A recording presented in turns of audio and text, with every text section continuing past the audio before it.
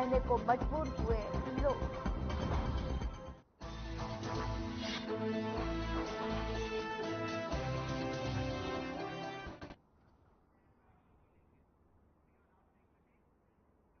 नमस्कार, मैं हूं आपके साथ सोनिया चौहान। राम राम हरियाणा में आप सभी का स्वागत है। रुक करते हैं खबरों की ओर। हरियाणा के सीएम नायब सिंह सैनी चुनाव प्रचार के आखिरी दिन पंजाब के पठानकोट पहुंचे, जहां उन्होंने बीजेपी उम्मीदवार दिनेश सिंह बब्बू के समर्थन में चुनावी जनसभा को संबोधित किया। जनता को संबोधित करते हुए सीएम नायब सिंह सैनी ने आम आदमी पार्टी और इंडी गठबंधन पर जमकर निशाना साधा। सीएम ने कहा कि ये गठबंधन जनता की आंखों में धूल झोंकने का काम कर रहा है। इनकी नीति और नीयत ठीक नहीं है। और साथ ही सीएम ने कहा कि आम आदमी पार्टी के नेता भ्रष्टाचार में संलिप्त हैं और कई जेल की हवा भी खा रहे हैं।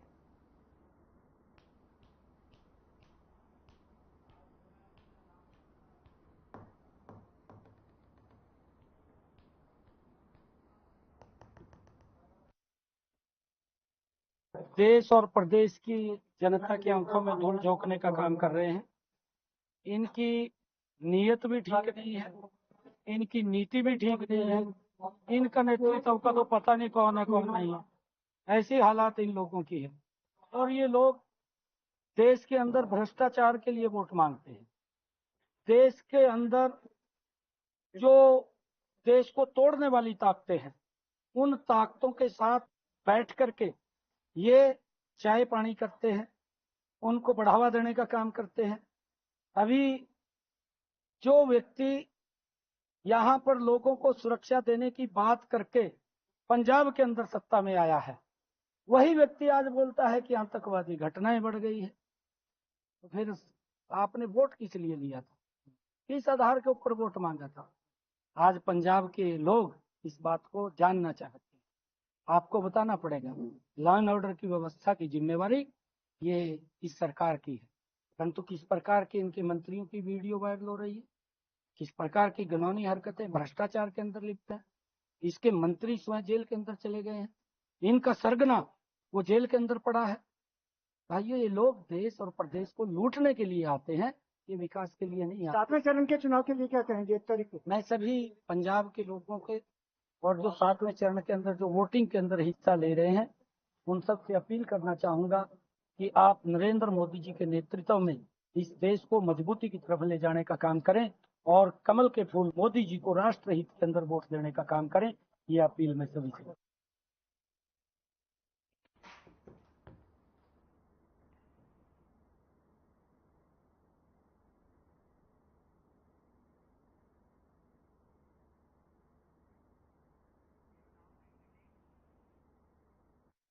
हरियाणा के पूर्व गृह मंत्री अनिल विज यमुनानगर पहुंचे और साथ ही उन्होंने बता दें कि बयान देते हुए कहा कि राहुल गांधी वायनाड रायबरेली दोनों जगह से हारेंगे और हिंदुस्तान छोड़कर चले जाएंगे।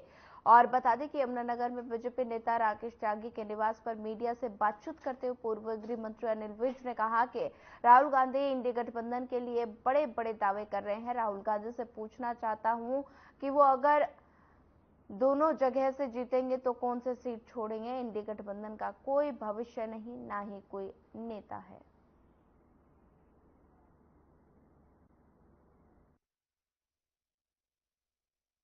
देखिए, इस चुनाव में राहुल गांधी ने इंडी गठबंधन की सीटों के लिए बड़े बड़े दावे किए, परंतु मैं राहुल गांधी से पूछना चाहता हूं कि आप इंडी के कितने आएंगे, हमारे कितने आएंगे, इसको छोड़ो। आप अपनी सीट का बताओ कि आप कहां से जीतेंगे, वायनाड से जीतेंगे, रायबरेली से जीतेंगे या दोनों से जीतेंगे। अगर दोनों से जीतेंगे तो ये बताओ कि दोनों में से किसको छोड़ के जाओगे। और मुझे पता कि क्या होगा, ये दोनों से हारेंगे और ये हिंदुस्तान छोड़ के जाएंगे।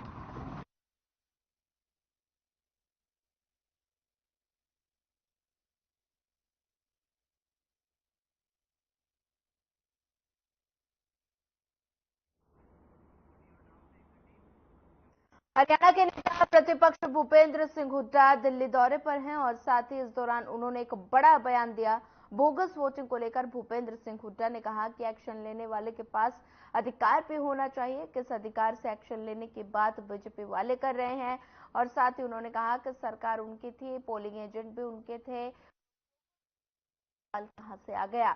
और इस दौरान बीजेपी पर निशाना साधते हुए भूपेंद्र हुड्डा बोले, बीजेपी ने कोई वादा पूरा नहीं किया, इसलिए कांग्रेस के पक्ष में क्लीन स्वीप होने वाला है।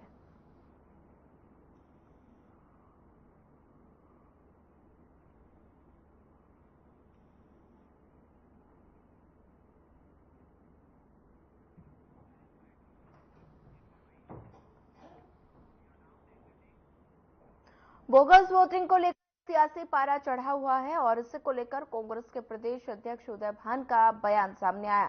उन्होंने कहा कि बीजेपी बौखला गई है और सरकार अल्पमत में है, तो वहीं पूर्व मुख्यमंत्री मनोहर लाल ने बोगस वोटिंग के लिप्त अधिकारियों में कार्रवाई के बयान पर अधिकारियों और कर्मचारियों में खलबली है।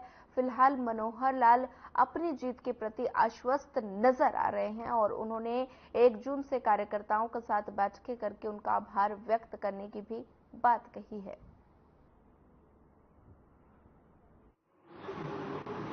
हमारे बादशाहपुर से विधायक श्री राकेश गौरवाल की वजह से निधन हुआ है। साथियों, भी कल हमारे मुख्यमंत्री मनोहर लाल खट्टर जी कहने को पूर्व मुख्यमंत्री है, मगर अभी तक तो वही सर्वसामान्य रहे। वो कल यहाँ गुड़गांव में आए थे, उन्होंने प्रेस वार्ता की थी और बड़ा अफसोस की बात है कि उन्होंने कहा कि सिरसा और रोहतक में विपक्ष ने बूथ कैप्चर किया और उसमें अधिकारियों और कर्मचारियों पर भी दोषारोपण किया गया कि बोगस वोट कराई गई।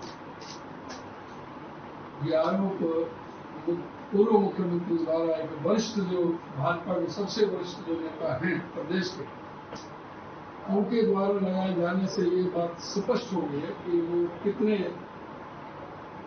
इस चुनाव से असहज हो चुके हैं।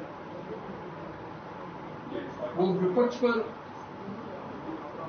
आरोप लगा रहे हैं बोगस मतदान का, जबकि सारे अधिकारी उनके द्वारा तैनात किए हुए हैं, सारे कर्मचारी उनके द्वारा तैनात किए गए हैं। इलेक्शन कमीशन भी उनकी कठपुतली बनी हुई है।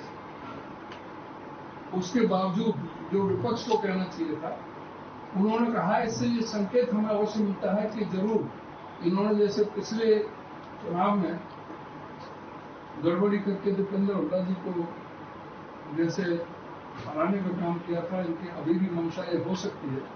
तो बहुत सचेत रहने की जरूरत है हमें भी और इलेक्शन कमीशन को भी। हम अवश्य अवगत करना चाहेंगे कि जो काउंटिंग में किसी तरह की कोई गड़बड़ी ना हो।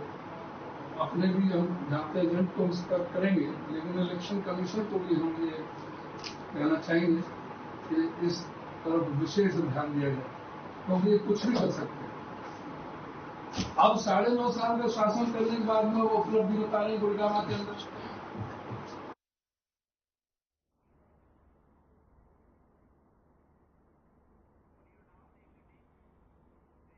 चलिए फिलहाल वक्त तो चला एक छोटा सा ब्रेक का। ब्रेक के बाद जल्द हाजिर होंगे।